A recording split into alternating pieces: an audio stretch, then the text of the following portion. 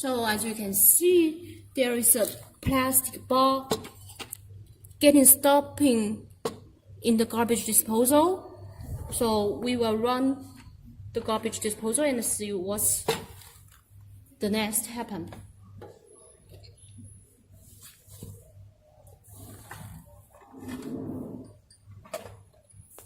So as we can see, there is some noise, but actually the blade doesn't run and the motor doesn't run.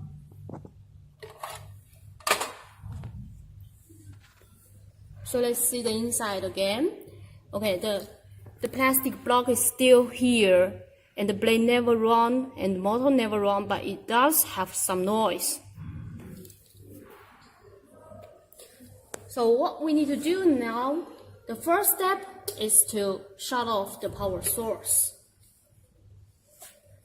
Yeah, and then make sure the safety. You need to use your hand to insert into the garbage disposal and get the block out of the garbage disposal.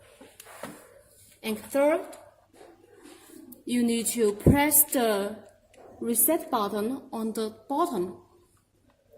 Press it twice or 3 times is enough.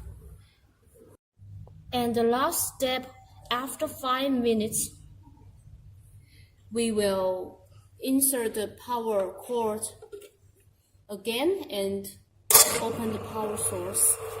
And you can see the blade runs very fast and the motor is normal now. So the garbage disposal turned into a normal one.